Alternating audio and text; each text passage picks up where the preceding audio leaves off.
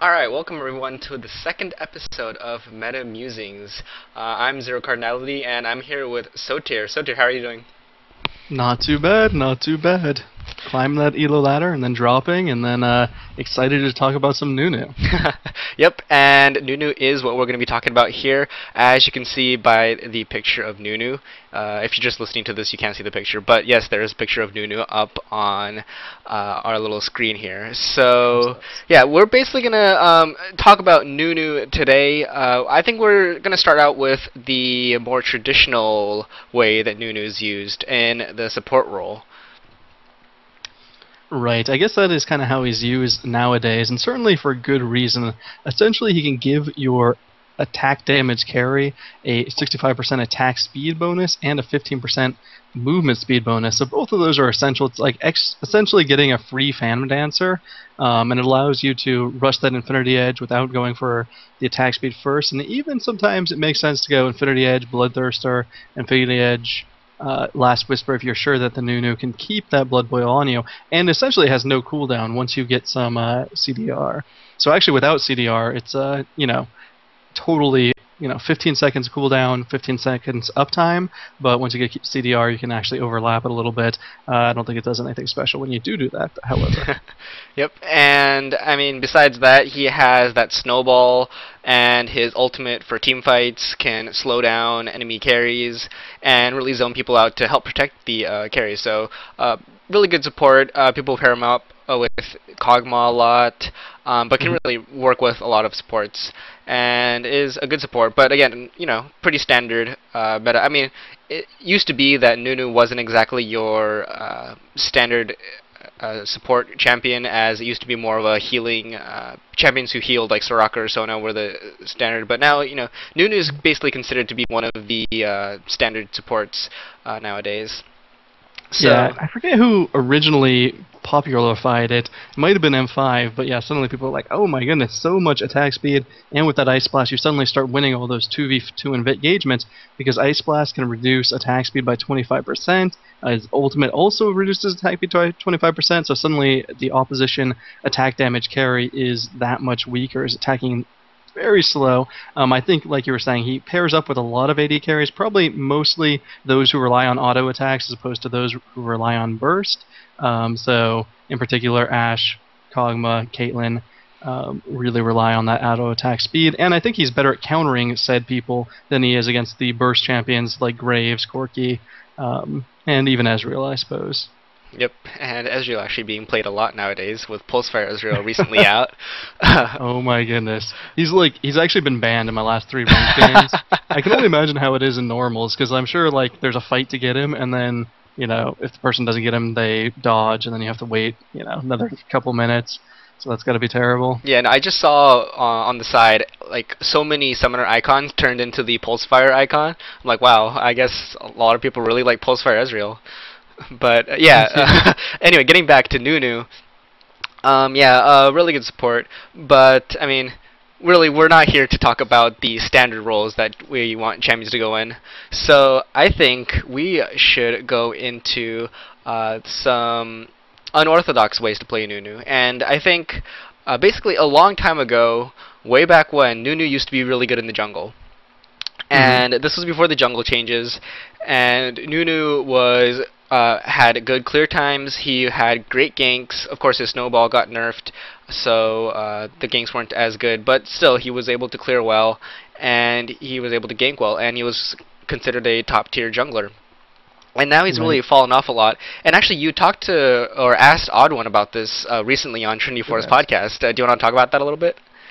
Yeah, certainly, and everyone who is listening here and who hasn't actually listened to the podcast yet, certainly do check that out. Trinity Force podcast number 35 should be up on the ggchronicle.com website. It was a very good interview with the Odd One. He gave us a lot of information. I was kind of amused. He doesn't like Diablo 3, and and I've always said, oh my goodness, Nunu must still be viable because Odd One has like a 65% win ratio with him, and he's like, oh no, I just played Nunu when I was going through like the first couple of games, going through the early elo, and he's like, oh yeah, they don't know how to deal with counter jungling there. Certainly he did fall off, and Odd One says, it's actually going to take a lot to make him viable again in the jungle, and he's like, oh, they have to do something, kind of grandiose with Consume. That being said, I don't think he's that far away from viability, and I hate to second guess Odd One because he is kind of the progenitor of the Nunu craze and really brought it into its all a while ago, and he has a tendency to kind of bring champions into their own. Also brought Maokai into his own in the jungle. Tried to do the same with Skarner, I think, in a couple tournaments way back when. Wasn't as successful, so always interested in seeing who his next champion is going to be.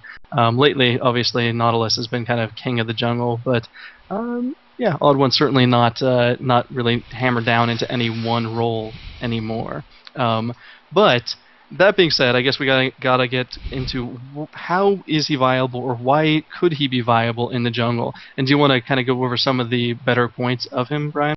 Yeah, so, I mean, first of all, consume. That is excellent for the jungle. You do a lot of true damage to a minion or neutral monster, and you heal yourself. And that's great for clearing jungle creeps because you do a lot of true damage, and also for healing yourself, so you keep up your health and have a pretty safe jungle. That said, it's on a fairly long cooldown. It starts out at, I think, 18 seconds at level 1, and it does go down, but the Odd One did make a point where if you're leveling up consume with your skill points, you're not using your skill points to level up something like your Ice Blast, which you want to gank, because you have that increasing slow. So it's a little bit of a trade-off there with which skill do you want better ganks, or do you want better clear times in your jungle? Yeah, and if I can interject, it's kind of funny because it used to be the slow on Nunu was essentially, it was sufficient at level 1. It used to be 40% at level 1. Now it's only 20% at level 1. And they both scale up to 60% as you get towards end game, as you level it up. But certainly the 40% versus 20% was huge because suddenly people couldn't get away. So you had incredible ganks, especially top lane. The other thing that happened, it was actually in June of last year, so it was a long time ago. Consume, the damage got reduced a little bit, which meant you couldn't hit the big wraith after a while, which certainly slowed him down. And really, the jungle just turned into a more AoE farm fest than it is a single target killing thing. But that being said, those two things which are really important. Obviously, the slow is super important for his ganks. The damage on consume, which got nerfed, is super important for his clear time, especially if you don't want to level it up. But other things actually have gotten buffed over the past year. His attack range and consume range was boosted. His attack speed was boosted, which is pretty important because it actually used to be the slowest in the game. And I'm sure that's because he had one of the best attack speed modifiers in the game. And importantly, in kind of one of the recent patches on May 1st, he got the 1.25 magic resist per level, which has kind of been standard on bruisers, but wasn't given to tanks. And that patch actually kind of gave it to all tanks. Gave it to Alistar, gave it to Amumu, that is, the mummy, and I think a couple others. And one, we're seeing a lot more Amumu play, in large part because I think that boost, his issue was at some point you'd still get bursted down if you didn't build a lot of magic resistance, and now he's suddenly getting 24 extra or thereabouts as he goes through the game, makes him a lot more viable. And it would make Nunu more viable too, because suddenly he's not going to get instantly bursted down. It certainly helps him as a support champion, but it wasn't quite enough to bring his jungling up to speed because he doesn't have that AoE clear. He doesn't have those terribly frightening ganks that he used to. And I'm sorry, I'm kind of rambling on and not turning to you, Zero, but I really feel like late game he has the tools that you would want from a jungler.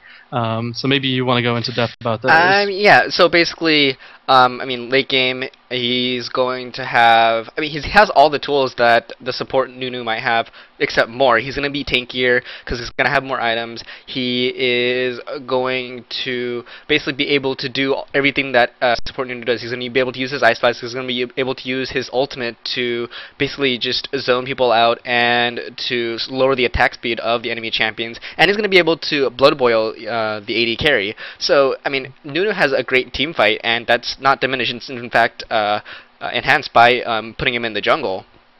Now, right. His early and mid games aren't as good because he's not, he doesn't have that AoE clear, and he doesn't have that 40% slow on level 1 snowball that he used to. But at the same time, I played a game as Jungle Nunu once, and basically I just told my mid to farm my wraiths and sometimes my wolves, because I just wouldn't go to them, and I basically turned into kind of like a second support where I would gank a lot. I would go and take my red, sometimes small golems. I mean, small golems is a whole different matter. People like never take small golems anymore. Anyway, but yeah, I would take my red. I would give my blue to mid. Actually, no. I think in that game it was a Vladimir mid or something like that. So I took my own blues. But yeah, I mean, I basically gave a lot of the jungle farm to my mid, and that gave my mid a lot more CS. And I mean, I wasn't really hampered by it because I just went the normal Fellowstone, Heart of Gold, and I even got the Kage's Lucky Pick. So I had a lot of gold pretend generating money for me while I would go around ganking. And I mean, Nunu ganks, while not as good, are still, you have that slow with the snowball, and the cooldown on it is short enough that once the slow wears off, you can throw another snowball at them to slow them again. And you have the speed boost to help help the lane that you're ganking as well. So I mean, he still has decent ganks, and I mean, it worked out pretty well. I was able to get Randuin's going towards a Shurelya's, and it got really tanky. And I mean, and in team fights, tanky Nunu is really good for you. Right. Yeah, I mean, I think that everything you said is true. I mean, I really like him because, yeah, he's like another support out of the jungle. And lately I've been thinking, okay, well, middle champions, what do you want out of a middle champion? And it used to be, okay, I want someone who does AoE burst. But more and more frequently we see people like a Galio. Ryze kind of fits into the AoE burst and the continuous damage. But Galio and like support middles being more effective, like Soraka and Janna. And Morgana always has been actually the support middle that people like don't realize you support. And I think, her damage is kind of lackluster late game. I'm not like a big fan of her damage, especially, you throw out your Dark Binding, you have your Tormented Soil, you use your ultimate, but Soul Shackles may or may not land on a bunch of people. You're there for that damage, but in large part, Black Shield can be so useful to stop people on your team from getting caught, or you can just put it on the AD carry or the tank who's initiating, and suddenly they can't be CC'd for a while, and that is just huge for your team. So I think that's an important aspect of team fights, is like, what can you do for the other people on your team? And especially if you're Nunu, you're able to go the kind of utility build, pick up 2 GP10 items, and then show up in team fights, and no matter how you build, you still have those big bonuses that you can give to your attack damage carry, still have a big debuff that you can use against the enemy's carry, and since you're the jungler, since you're probably building mainly tank, you're not going to be targeted early on. And I think people probably underestimate you. So, if they do blow you up, they're wasting like a lot of CC on you, and that's kind of his point too. His ultimate, people are like, oh, his ultimate always gets interrupted. Well, suddenly they had to waste 2-3 CCs on the tank, who, just soaked all of that, and it's not being used, for instance, on the attack damage carry. And that is just huge. So I think, in the jungle, his clear times aren't as good as they should be. The odd one also mentioned that his passive Visionary wasn't quite as effective. Like, you kind of struggle without blue, because you're kind of like waiting. You're like, okay, 7 hits, and then like use Ice Ball. So obviously, if you're leveling up Ice Blast, you want to use it to farm, but it's not very cost efficient. It costs 75 to 115 mana, which is a lot, especially for a single target damaging ability. But if you're just going to auto attack, you're clearing those camps very slowly. So certainly he has some areas that he could be, boosted up in. But I think when he does get a boost in any sort of those areas, in his jungle clearing time, it's suddenly going to be a problem, because he does bring so much utility to the late game team fights that a lot of people just don't really appreciate now unless they put him in the support role. That being said, I mean, you put, like, for instance, a Frozen Heart on him, and he has his Ice Blast and Absolute Zero, and suddenly their attack damage carry is not attacking at all. Or even if they had a Tryndamere, for instance, anyone who's really auto-attack speed-based, he can absolutely destroy from either the jungle or from the support position. The only thing with jungling is, he kind of excels with those, jungle support items, such as Frozen Heart. You can build an Abyssal Scepter. He actually has really good AP scaling as well. And, works well with Randowins and Shurelya's and just about everything. Suddenly, if you have someone that's been Shurelya's and Blood Boiled, they're running at you extremely fast. So you don't generally like seeing that if you're the opposing team. So I think, certainly interject if you want to add anything about the jungle, but I think we can move on to perhaps putting him into a solo lane. What do you think about that? Yeah, I mean, and this is the exciting part because you very rarely see Nunu in a solo lane. I mean, people a lot of times play him in this as support most of the time, and sometimes you do see Nunu in the jungle, but solo lane is really not done as much. And I mean, I think it's something that should be considered because Nunu has a great sustain mechanism in Consume. And I mean that's so much health that he gets back that really he can stay in lane for a really long time. Right, he certainly can. And actually, I've kind of had a history of like turning on streamers that I don't often watch, and then suddenly they're playing Nunu in a solo lane. I've watched Hotshot play it, last season. It was a long time ago, but absolutely dominated people. I've played a number of times, and it's like, many times people just can't really compete with you. You have, a lot of damage if you level up Ice Blast, and you have, a lot of sustain with Consume. But most recently, I saw Voyboy playing it. I think it was last night I tuned into him just kind of out of the blue. I don't tend to watch his stream, but I was like, oh, Voyboy's streaming. Haven't seen him in a long time, Voyman. Looking good, looking good. But he was Nunu middle, I think, playing on the Korean servers. And I only tuned into like 5-6 minutes of it. He was actually doing well in middle, but I think his team was losing the game. So I don't know how it eventually turned out. But very few people can go against you in middle lane, and I think the usual build, you go Magic Penetration, you level up Ice Blast, you can get Abyssal Scepter, you can get Sunfire Cape, so it's kind of like the same Zingy Amumu build that you'd run in the jungle, just run it in lane, and suddenly, you're farming pretty fast, because you need that Sunfire to actually push lanes, otherwise you're really slow at it. So you farm pretty fast, you do a lot of poke damage, you have a lot of sustainability, and then you come into late game and you're not doing tons and tons of damage, but you're doing decent damage. And if you do catch people in your ultimate, that's a game changer, because obviously the ratio on that, if you channel it all the way through, 1,125 damage and plus 2.5 ability power ratio. So that is, ridiculous. Of course, I mean, it takes 3 seconds to channel up, and, if they don't interrupt you by then, they're doing something wrong. That being said, you can put Banshee's Veil on yourself and make it really hard. One trick that I've always liked doing is if you run up to someone who doesn't have escapes and you Ice Blast them and stand next to them and then use your ultimate, they can't get away. Yeah. So certainly that's one way to keep them in, because even if you just ultimate next to them, sometimes I feel like they can get away, even though that ultimate does cause a 50% movement speed decrease. But Ice Blast them, get as close as you can, ultimate, and you should catch them in your range for the final blow. Yep, and also you mentioned building the Abyssal Scepter. Abyssal Scepter works excellently with the ultimate because you're getting that magic resist reduction as well, and the AP with it. So good item for Nunu. And I mean, I think we should talk a little bit about that ultimate though, because I mean the full channel ultimate is really powerful. I mean, we saw the Empire play, and it's really good. But you have to get that full channel off to do that much damage, and I think a lot of people, it's when they talk about that ultimate, talk about oh, it does a lot of damage, but you're probably not going to get that full channel off. Now, in team fights, your goal isn't necessarily to get that full channel ultimate off. I mean, if you do, great, you just did a ton of damage.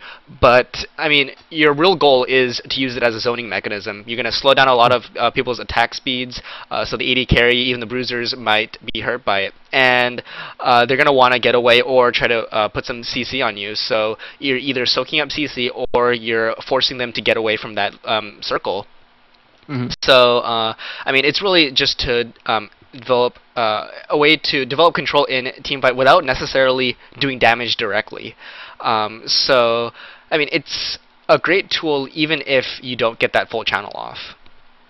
Yeah, no, it certainly is. I remember Season 1, I was like 1200 elo, and someone's like, I was playing Nunu in the jungle, and someone's like, okay, just use your ultimate. Whenever a team fight starts to, break out, just use your ultimate, and they'll disperse, and they'll disperse in different ways.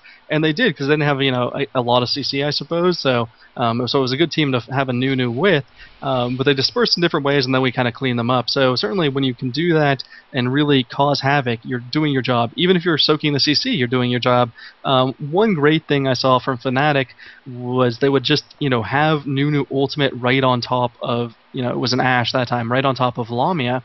And that would just allow people, or Lamia, to kite around Nunu's ultimate. The people who would try to go in and chase after the AD carry would be slowed, and they would be at great risk of doing a lot of damage. It was a Renekton, I'm pretty sure, in that game, so you kind of had the option, okay, well, do I stun Nunu and, stop the AoE damage that's coming in, or do I stun the, Ashe and ensure that I can actually do damage to them?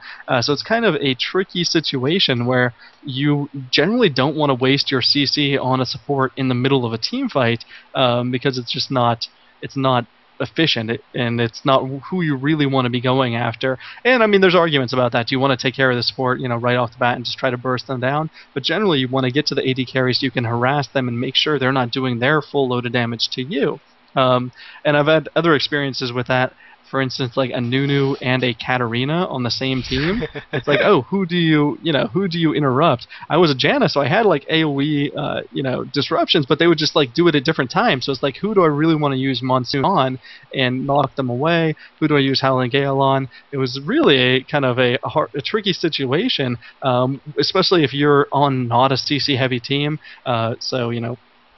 If you don't have a ton of stuns, then that is a good kind of lineup to match against a team that's not super stun heavy.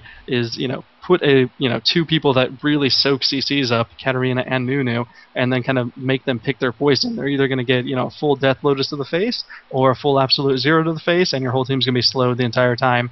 So it is certainly a tricky situation. Yeah, I actually once was in a game where the other team picked a Katarina, and I really wanted to go AP Nunu mid, because I would just ult when she ulted, and if I don't die, then she dies.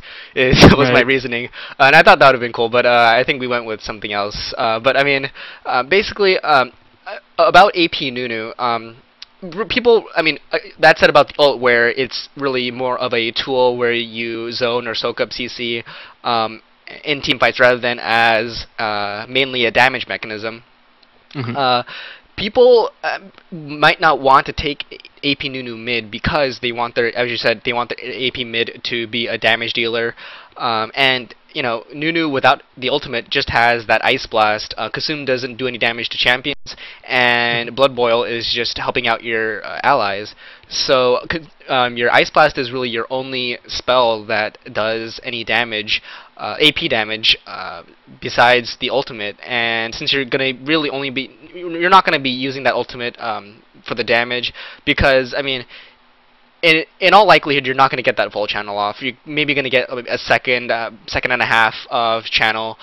Maybe you might get more, but in most situations, unless you're pulling off a play like Empire, you're not going to get that full channel ultimate off. And the damage decreases a lot when you interrupt it. I think it's something along the lines of the maximum damage you can do with an interrupted channel is 70%, and it just increases linearly up to that. So like a 99.9% channeled Nunu ult does 70% of the damage. So basically like a 50% Nunu ult would do around 35% damage, and that's not that much at all. Even though the AP scaling is so good. So I mean, Nunu's not going to be doing a lot of AP damage, but I mean, yeah, like you said, he is a support. He's somewhat of a support AP mid. And I mean, that's completely fine as long as you have damage elsewhere, for example on your AD carry that's going bot lane, because I mean, it's fine to have support in the mid, because you're going to have so much damage. And we actually saw Dignitas run with the support the cog composition, where they had Lulu top, Soraka mid, like a Janna support, and then like a Mundo in the jungle. And basically, Lulu and Soraka are both supports, but they sent them in the solo lanes because they had such powerful solo lane presence, and because they would be able to support that cog, and the cog would provide that late game damage. So, I mean, having a support in a solo lane isn't a bad thing at all. I mean, they're going to contribute to team fights in a different way than a regular solo laner might, but they're still going to be able to contribute to those team fights. Right, and so far we've only talked about AP Nunu, but that doesn't even begin to touch on my favorite kind of Nunu, which is top lane battle Nunu. I don't know if you want to start us off. I think you should start us off about that because you like that a lot. Oh, I love battle Nunu. Okay, so I think a lot of people have brought AP Nunu to mid lane, to even top lane, and it works because it sustains so heavily. He actually has really good health scaling. He's kind of tanky just by his nature, has good bonuses. But what people don't realize is if you take like a bruiser Nunu and put him top, he outtrades just about everyone because he has an attack speed bonus for himself, an attack speed debuff for the opposition, and of course Consume has better sustain than most other skills. So certainly I've taken him up against Lee Sin, Riven, and he just wins all of these matchups. And certainly, of course, they're somewhat skill reliant, but I'm not a particularly good top laner, and I've won these matchups without too much trouble. And even like matchups that you're like not even getting a bonus out of. For instance, I've gone against Singed. It's like, oh, you harass him with Snowball, you hit him a couple times, and then if at any point he flings you and you're past level 6, well, he flings you. You snowball, you use your ultimate, and you kind of just have him trapped inside of your ultimate because he uses only CC, and that's kind of an interesting point against a lot of top laners is they have kind of one form of stun, and if they use that, then suddenly they give you an opening to use your ultimate on them and do a lot of damage, even if you're building attack damage like Bruiser. So on the one hand, it works incredibly well in lane. You do win a lot of the usual matchups. Where it doesn't work so well is when you get into the late game, and I've kind of realized something, insofar as what damage you're doing, it's not going to be that much, because I feel like if you don't have range, and if you don't have an Infinity Edge or something along those lines, you're not going to be do too much damage. Now, Riven's kind of an exception, because they can go Bloodthirster and kind of jump into battle and just do tons and tons of damage, just based on their skills, and it's kind of ridiculous. Because Riven has so much mobility, I think that you can't really slow them down. But other people, like if you try to go auto-attack in team fights, it's really, really hard to do consistent auto-attacking, unless you're a Tryndamere who has like an Infinity Edge and a Phantom Dancer, but then it's actually like you're not actually getting that many auto-attacks in. Your auto-attacks just happen to do 600 damage per swing, so you only have to hit someone 3 times. So once it gets into that kind of the sustained auto-attacking, which you generally build Nunu towards a tanky auto-attacker, it's a little bit harder. But where he does shine is in the same areas that we've said before. He brings all those tools that he would from the jungle, that he would from support, but suddenly he's even more tanky. He has even more gold to spend from that top lane, and now he can run into the back lines and Ice Blast, and he can still Blood Boy or attack damage carry. And I feel like, there are certain attack damage, or rather certain top lane bruisers that are really, really good at killing people. Like Aurelia, at her peak, and even now, like if she gets fed enough and goes like straight Trinity Force, she'll kill an attack damage carry in kind of one combination. Use her ultimate, jump in there, Equilibrium Strike, and can almost kill them in one combination if she gets that Ignite down. And so she's kind of like an assassin bruiser. But, a lot of bruisers don't do that, and they're still, popular top lane. But if you can't kill the enemy carrying kind of like one round of your skills, then you're mainly there to zone out the enemy carry, kind of like a Mundo. Like Mundo is eventually going to kill the enemy carry, but not going to instantly kill it in a team fight. Like he'll just like run up to you and like he'll be doing too much damage that you have to run away, but you can't really attack back, but you're not going to die instantaneously either. And that's what Nunu can give you: great zoning potential while boosting up your own attack damage carry. And even if he doesn't stick on the enemy attack damage carry, as long as he lands that Ice Blast, suddenly they're going to attack that much slower, going to be a little bit afraid because they're going to be slowed heavily, so they'll probably want to run away. But even if the Nunu gets thereafter CC'd or whatnot, he's kind of done his job in getting the back lines and just creating a disruption, which I think is a great tool. And then of course it all comes back to 65 attack speed bonus to your attack damage carry, which is just so huge. Like I can't overstate that, especially I feel like for like the middle game fights. where your attack damage carry, is built Infinity Edge, but hasn't quite yet built that Phantom Dancer. Suddenly they just do so much more damage than the opposition's carry, and it becomes kind of the #1 target. Because I almost feel like early on, the Bruiser and the AP Mage are going to be doing a little bit more damage than the attack damage carry in the team fights, and therefore they should be focused more. And it's not until the carry gets kind of the Phantom Dancer in addition to their Infinity Edge that they're really doing tons and tons of consistent damage. But that's just kind of a personal opinion, something we'll probably get into at a later time. And Nunu just helps you get to that end game dominant status that much earlier, and and then he runs in the front lines and causes great disruption. So that's kind of my idea about Battle Nunu. It has the same sort of thing, can build all sorts of aura items and still be very effective top lane. Yep, and I mean, you touched on this a little bit, but I mean, I think the reason people don't like champions like Nunu going top is that, I mean, let's compare it to, like, say, like you said, Aurelia, who, if they get fed, is just going to be so dominant and so powerful, and he's going to be able to just jump in there and kill an AD carry. But I mean, and Nunu can't do that. I mean, if he gets fed, he doesn't have the damage output, even if he gets fed, to do stuff like jump in and kill an AD carry instantly. But I mean, that said, playing Nunu is kind of like going for a low risk option, where basically, I mean, you're just there to farm up some gold, maybe get some gold pretends, depending on what kind of build you're going towards, and you're gonna not die because you're gonna have that consume to help keep yourself alive. So the top lane, that champion that you're going up against isn't going to get those kills, and you're going to be able to participate in team fights in a different fashion. So I mean, Nunu really isn't a champion that you're going to snowball with, if you'll excuse the expression, but he's still going to be. I mean, it's just a different way of playing him, and playing a top lane or a mid lane champion, because you're not going to go for kills as much, but you're really just there for the utility, as a support might be. I think the utility you can give is underrated, because everyone kind of wants to be like, what can I do for the team? What can I do, rather, to the enemy team? Me personally, what can I do to them? What can I do to destroy them? And they don't look for, what can I do for my teammates? What can I do to help out my team? Which, of course, is a support-oriented mindset, but it's an important mindset when you realize, hey, this game is 5-on-5. I don't have to do all the damage. If I can keep people alive or make them do more damage, or really, hinder the opposition, then I'm kind of doing my job. But yeah, in relation to the snowball thing, I was playing actually Nunu the other day, and someone hopped onto my vent. I was playing with 5 of my friends, and a guy not playing with us was like, "Oh, who do you think the most snowballing champ is in the game?"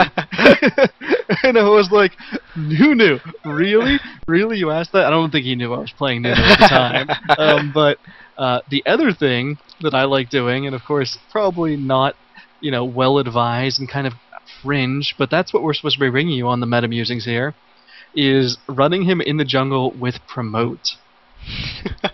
So here's the concept. Basically, I have to explain it to my team. I say, well, generally I come to lane and I gank, and whether they die or not, we get them a little bit low, waste their summoners. But if I have promote, suddenly it's not just a me and the ally going for that turret, but it's a big old minion. So it's essentially a third person, and I explain to him, well, Nunu's actually two people as well. Of course, it's Nunu and the Yeti Willem. I think it's his name, or Willem. Willem? Yeah. Yeah, so it's essentially, 4v1 on that turret. You got the promoted minion, you have your ally of Nunu, and you have Blood Boil as well. So you can really take out those turrets early on in the game. And, I've used it to great effect. Actually, I don't know that I've ever lost with that. I think I've done it 4 or 5 times now. And, the one thing I'm always like, oh, I don't like promote. Well, because one, obviously, you no longer have flash, which is kind of important. Mm-hmm. But I don't like promote because I'm like, oh man, once I get their inhibitors down, I can't promote the super minions. Like that really disturbed me that I couldn't promote the super minions, and then I had to realize, wait, once I get the inhibitors down, we kind of already won the game. So it really does help you get those early turrets. Now you don't always want those early turrets, but I think TSM has kind of proven like they get mid turret early on a lot, and it's proven to be very effective. It gives you tons more map control, and so while you may want to zone people out of their minions by leaving the top turret and the bottom turret alive so it'll kill those minions before it gets into their base, a lot of times it makes sense to take those early turrets because it's 150 gold, I believe still some global experience, but more importantly you have more map control. They're going to have to ward further back, and if they push on forward they're going to just have to expend more wards overall. So you're kind of stealing gold from them while, giving yourself a gold benefit. So certainly something that, could be interesting to look into. A lot of people are like, oh, everyone begged for promote back, but now it really sucks. Well, at least Nunu has a kind of a good advantage with promote, good synergy with it, can, blood boil that promoted minion. And not only does it help in those, kind of odd circumstances where you're like, oh man, I'm going to gank and then I'm going to promote a minion and then we're going to take top turret or middle turret, the first turret. But even as it goes towards end game, there's a lot of champions that can kind of just wave clear one minion wave really easily, like a Nivea, AP Janna comes to mind. Just people who can just throw one spell out and suddenly all your minions are gone. Well, suddenly if you have a super minion, it's just going to be that much harder for them to kill it, and it can really, help push those mid-game pushes that I think are kind of overlooked as a great strategy. Some people just wait too long, they farm too much, when really, if they have a team that kind of has some poke in it, or has, more sustain the opposition in it, you can use that promote, have just a little bit lengthier push. So that's something, certainly could happen. The other thing that I was kind of thinking of, and we've talked about this before, and of course we're kind of dragging on. We love Nunu. What can we say? Much ado about Nunu. I didn't even hear you mention the title of this episode, but the other thing is double support AD in top and bottom lane. Tell me about it, and tell me how Nunu would fit into that. Okay, this is way away from where we originated from, but basically the idea might be to go with. I think you almost had a high elo game with this, but basically you have. Instead of having a jungler, you would have two supports, one in the traditional support role and another that supports top. And basically, you have, champions can't deal with a 2v1, and having somebody like Nunu just supporting can, help zone out that top lane champion. And I mean that lane is going to be hard to gank because when the ganker comes, it's a 2v2. And it's just going to really force the top lane champion that you're going against to have a really difficult time, and they're going to get no farm, and you might even be able to zone them out of experience range. So, and I haven't really tried that much. You might have more to say about it, but. Well, I've more to say about it, just as it relates to Nunu, because of course that's a big topic that we keep on trying to get into our Meta Musings talk, and then people are like, "Oh, your show's going on too long. You need to be more focused." Damn you, Poen. But the reason I bring up Nunu is because I was going to run this in a very high elo game. Because in that particular game it was Absolute Legend Sneaky Castro and me were practicing AD support, and there was also Spellzy and Robert X. Lee who practiced AD and support, so we both wanted to practice our AD support combos, and we're like, okay, well let's just do it both lanes, and the fifth person was actually X-Hazard, and he's like, okay, I like that combination, or I like that strategy, and I was like, okay, let's just take all our buffs level 1 and do it, and I was going to run Nunu top. At first they wanted to run Nunu bottom. I was like, oh no, let me run Nunu top. And the idea there, why Nunu synergizes with the combination is, one, he zones people out really well. Once you have Blood Boil and Ice Blast, it's really hard for the opposition to fight back at any point, and you're probably going to overpower people if the jungler comes up, when the jungler comes up for that 2v2 matchup. Not to mention, of course, you can take out jungles or take out towers at your leisure whenever you would want. But the main reason he works so well is because if you're going to run that combination with anyone else, you might want to take Smite just so you can really secure those objectives. Otherwise, you're at a very great risk of having Dragon taken, having your buffs taken, stolen is what I'm talking about. Not really taken in the sense that they just take them, but having them stolen. But, Consume only does 400 true damage at level 1, so it actually does not outsmite Smite. I think Smite is 445 or thereabouts at level 1. But as it gets into higher levels, like a level 5 Consume actually does 900, which I believe is more than a level 18 Smite. It's close, but essentially you can, out-consume Smites. So you don't have to be quite as worried about being outsmited if your team eventually goes and takes Baron, if they want to take a Dragon, so on and so forth. If you, kind of focus on that Consume. And the other great bonus that, Nunu gives you is you can go roam around and counter jungle a little bit.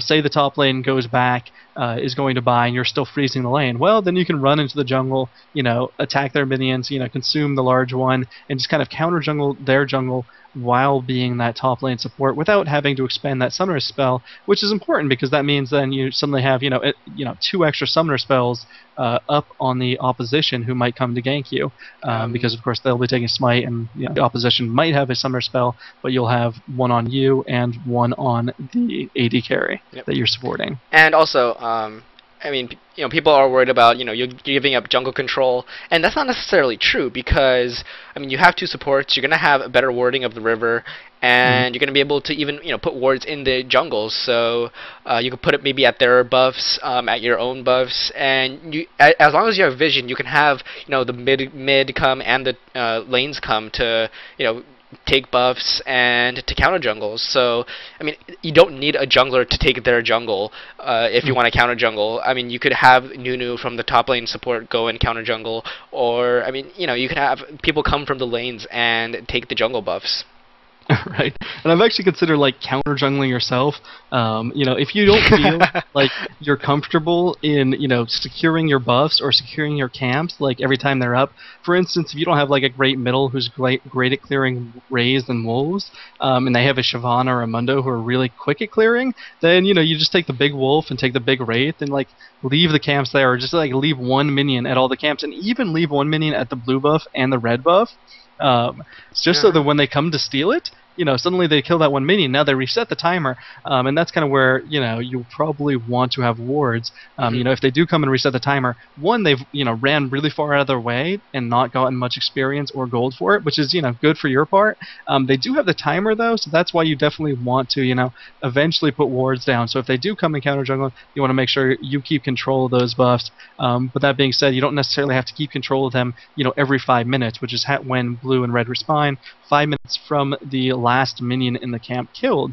So of course, if you leave one little dude there, you're actually challenging them to come over to your side of the map and counter jungle you. But not only are they going to have to come over to your side of the map, counter jungle you 1 time, they're going to have to do that, clear the camp, wait 5 minutes, and then come back.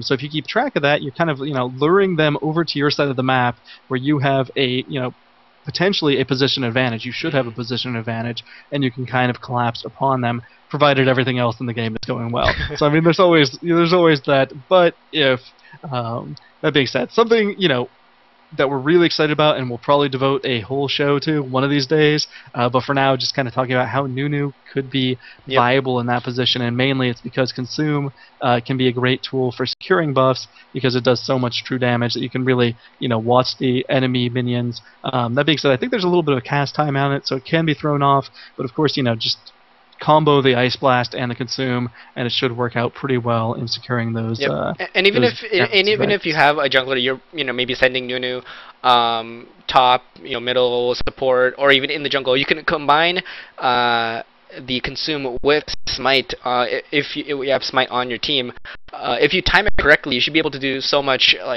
true damage burst that you'll never be outsmited, basically.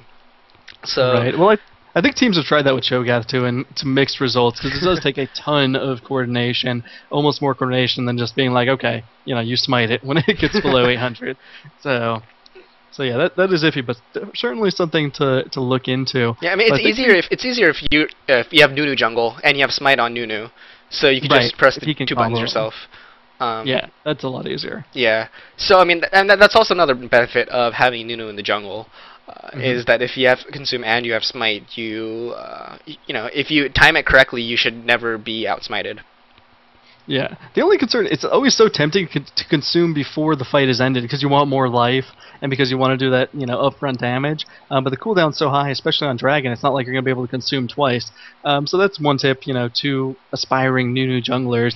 Save that consume for the end because, you know, suddenly when you do, you know, instead of, you know, 600 smite damage, you can suddenly do, you know, 1200 2 damage instantaneously. That should definitely decrease in the amount of steals that happen. And steals are going to happen regardless, but that should help out. He is certainly one of the better junglers at securing those buffs. Yep.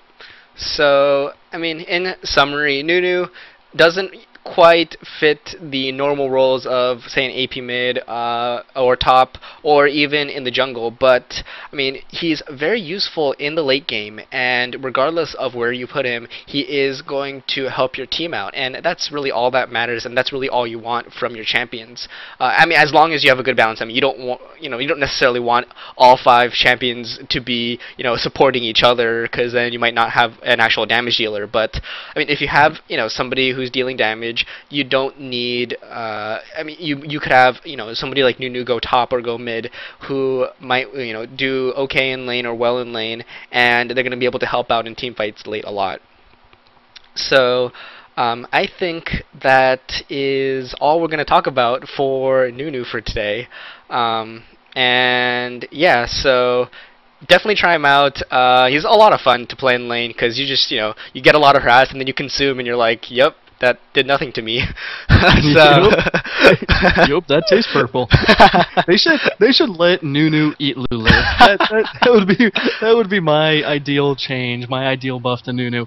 Let Nunu eat Lulu, and then he would be like, "Yup, no, tastes purple," or something along those lines. Or when chose Lulu, have him say, "Oh, yeah, that's a good idea." So I mean, yeah, Cho can already do that. Oh man, that should be one of those kind of hidden passives. That would be wildly entertaining. So yeah, so we are wrapping up. One thing before Brian brings us home, before ZeroCardinality brings us home. My apologies. We're becoming too buddy here. We do have Leaguepedia running a tournament this weekend. I'll be casting for that, so tune into that. But most importantly, GG Classic on July 14th and the July 15th and the 22nd. Why can I not get these days straight? 14th and 21st rather. So Yes. a couple weeks down the road. Big news, GG Classic coming back to your doorsteps. It'll be the second ever GG Classic, have most of the big names out there, and it should be a lot of fun. Yeah, I mean, it definitely should be. I mean, you're going to get to see TPA go against top NA teams and possibly against CLG So, I mean, this is going to be your chance to see, you know, are they really able to, you know, match up against these top NA teams? Because before this, you really don't know how they. I mean, you really don't see where you really don't have games to compare them. Compare the NA teams to TPA. So I mean, it should be a ton of fun. Yeah, CLGNA is like, oh, TPA is like the strongest team. I heard recently that they went up against each other and CLG stomped them. But, you know, previous to that, they've been like, oh, you know, TPA way too strong, #1 team in the world. So we get these reports from, like, the top teams in the world. Oh, TPA is super strong. A lot of these, you know, Asian teams are going to come on really strong. I think that's inevitable. But where are they right now? And, you know, tune into the GG Classic to find out. A very international group of teams we have going. Should be a great competition. Great tournament. You know, we've learned from, you know, some of our mistakes the first time, but I think we were generally pretty smooth around. So this time it should be that much better. And we, of course, have a great ensemble of casters and teams and entertainment for everyone who will tune in rather. Yep. So yeah, definitely check that out. As Sotere said, that is on the 14th and the 21st, 2 weekends. The first round is just the group stages, and then 2 from each move on, and then we have and that's the next weekend.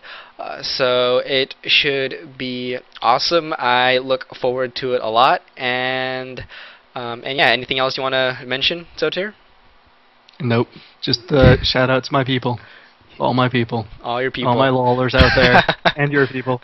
I don't actually have a particular group of people. But a lot of times people are like, oh, shout out for me. But more frequently, like when I'll be casting, they'll be like, oh my god, you're casting like the odd one. I guess would be kind of the most stellar example. They're like, oh, can you say hi to them?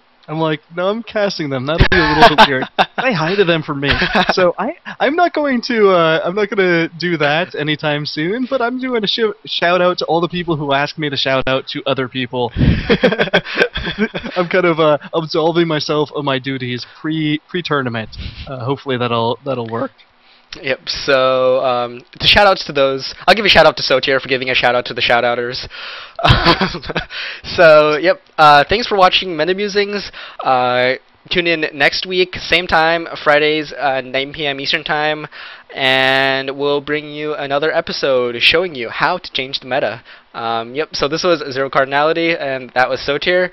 Thanks for watching. Have a good night. Good night.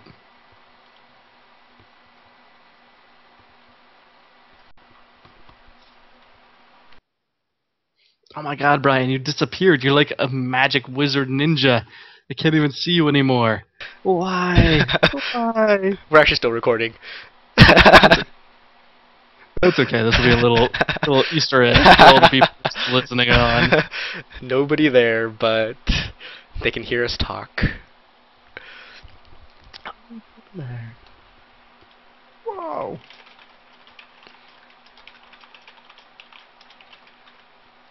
I can't get no. Oh, delay. Just wait like 5 minutes. They can hear us talk. The after show. Not gonna hurt anyone. Yeah, so definitely send me stuff because I got in trouble last time for like not putting it up on YouTube or Facebook or whatever. What happened? So I don't know if you can send me it and then I'll put it up there. Do you want me to send you just my file that I have on my computer? Yeah, because I think that's the best version. Okay. Now. I will do that. Okay. I'll just stop.